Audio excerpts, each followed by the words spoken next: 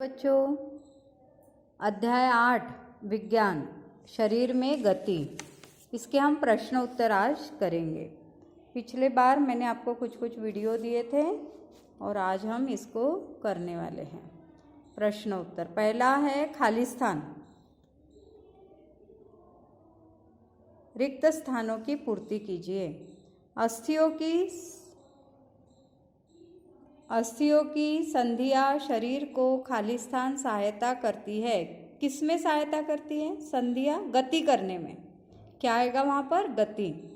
अस्थियाँ एवं उपास्थि संयुक्त रूप से शरीर का खाली स्थान बनाते हैं।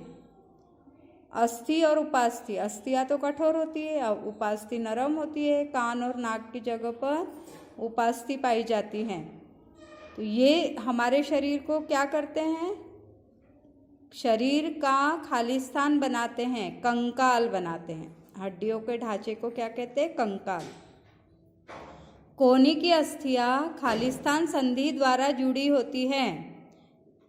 कोहनी की अस्थियाँ हिंज संधि द्वारा जुड़ी होती है। अब हिंज संधि क्या है? जो एक ही तरफ मुड़े। हमारा जो हाथ है, हाथ हमारा ऊपर की तरफ मुड़ता है लेकिन नीचे नहीं जाता कोहनी से, एक ही तरफ। जैसे दरवाजे का कब्जा होता है, एक ही तरफ खुलता है, वैसे हिंज संधि भी एक ही तरफ काम करती है। तो ये कहाँ होती है? कोहनी में।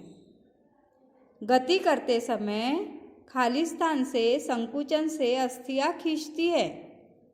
पेशियों के कारण हमारी अस्थियाँ खींचती है। तो ये आपके खाली स्थान हो गए। अब हम दूसरा प्रश्न, रिक्त कथनों के आगे सत्य अथवा असत्य लिखिए।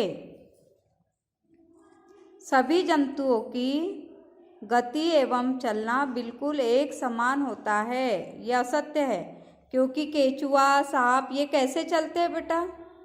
रेंग कर चलते हैं। और बाकी लोग कैसे चलते हैं? पैर से चलते हैं। मतलब सबकी गतियाँ अलग अलग होती हैं। उपास्थि अस्थि की अपेक्षा कठोर होती है। उपास्थि, नाक और कान हम जहाँ छिदाते हैं वो उपास्थि के अंतर्गत आता है। वो कैसी होती है? नर्म होती है। उपास्थि अस्थि की अपेक्षा कठोर होती है। ये भी क्या है? असत्य है। उंगलियों की अस्थियों में संधि नहीं होती है। ये भी असत्य है। संधि होती है तब तो हम इसको मोड़ पाते हैं। अग्रभुजा में 2 अस्थियाँ होती है। ये क्या है? अग्रभुजा में 2 अस्थियाँ होती है। सही है क्या गलत है? ये सही है। एक ऊपर की तरफ जो शोल्डर से जुड़ी होती है और दूसरी कोहनी के पास से जुड़ी होती है। तिल चट्टे में बाह्य कंकाल पाया जाता है। ये सत्य है। तो ये आपका खाली स्थान हो गया। अब हम इसके कुछ प्रश्न सही जोड़ी देख लेते हैं। नीचे दिए गए कॉलम से कॉलम 1 और कॉलम 2 का मैच कीजिए। ऊपरी जबड़ा क्या होता है? यह एक अचल संधि है जो हिलता नहीं है। ऊपर का जबड़ा नहीं हिलता हमारा, नीचे का ही बस हिलता है। मछली क्या होता है? मछली का शरीर कैसे होता है? हवा में उड़ सकता है, अचल संधि है, धीमी गति से चलना। शरीर का धारा रेखीय होना। मछली का शरीर कैसा होता है? धारा रेखीय होता है। क्या आंसर है इसका? मछली का शरीर धारा रेखीय होता है।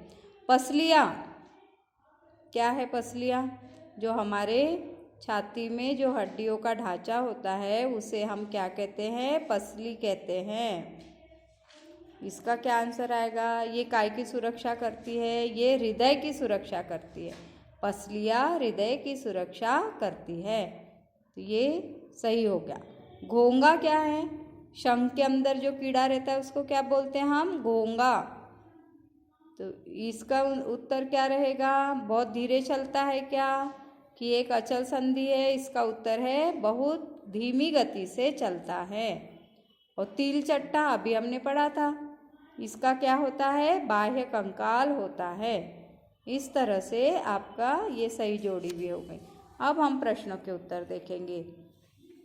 कंदुक खलिका संधि क्या है?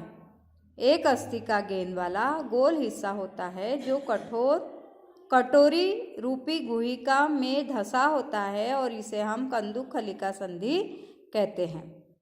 कपाल की कौन सी अस्थि गति करती है? कपाल में निचला जबड़ा गति करता है और ऊपरी जबड़ा गति नहीं करता है। तो इसको ऊपरी जबड़ा गति नहीं करता मतलब ये अचल संधि है, और निचला जबड़ा गति करता है, चल संधि। हमारी कोहनी पीछे की ओर नहीं मुड़ सकती क्योंकि इसमें हिंज संधि होती है जो सिर्फ आगे की तरफ ही गति करते हैं। तो ये आपके प्रश्नों के उत्तर हो गए हैं।